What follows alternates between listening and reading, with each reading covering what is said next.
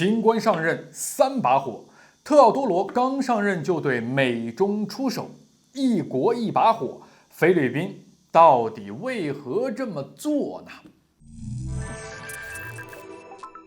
大家好，我是吕哲。最近菲律宾发生了一件大事儿，国防部长换人了，特奥多罗上了马。这位新任国防部长上任后的第一件事就是对菲律宾目前的立场进行了明确阐述。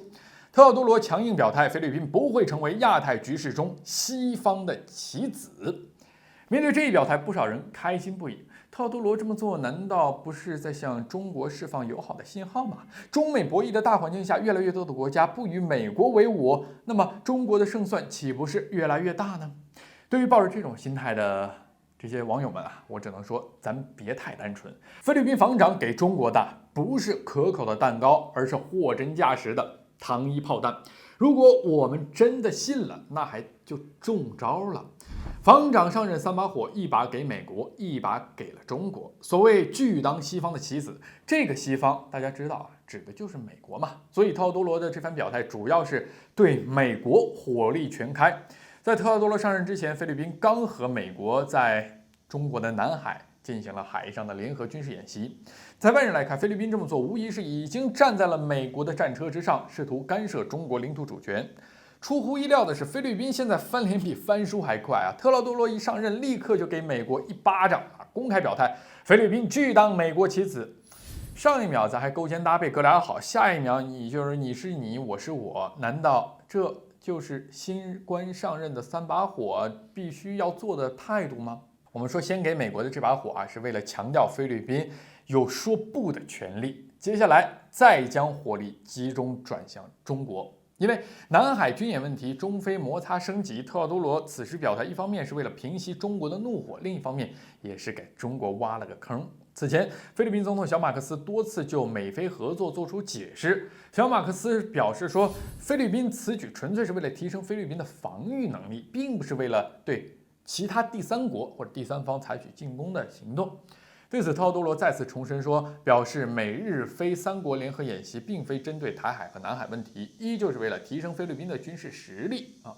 先点明自己联合军演是事出有因，提升自身实力，再强调我又不想做西方的一个小棋子，双管齐下，向中国散发出诚意。不得不说，特奥多罗确实有一手，这不少人已经相信了。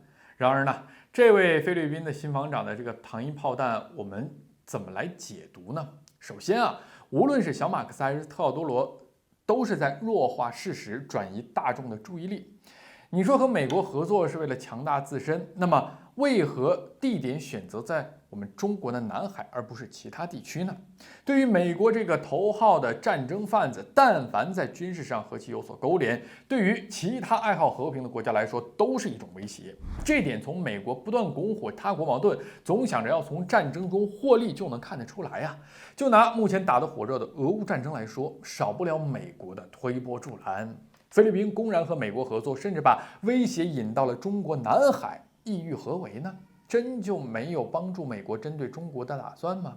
再者啊，台海问题一直是外界关注的焦点。众所周知，中美在这个问题上存在巨大分歧，美国一直阻碍中国在收复台湾地区的努力。可菲律宾明知这一点，却公然选择将靠近台岛的一个军事基地给了美国，这又是打什么算盘呢？是为了黄雀在后能够获利，还是为了抱美国的大腿，以合作为由行反华之事呢？可见啊，从菲律宾领导人的一贯作风来看，菲律宾的糖衣炮弹是不可信，也坚决不能信。这糖咱不吃。表面上看啊，菲方有缓和中菲关系的打算，实则对于中国的伤害和敌意那是丝毫未减。特奥多罗的一番所谓诚挚发言，不过是对中国放的另一把火罢了。好，今天的旅游观察就是这样，咱们下期再见。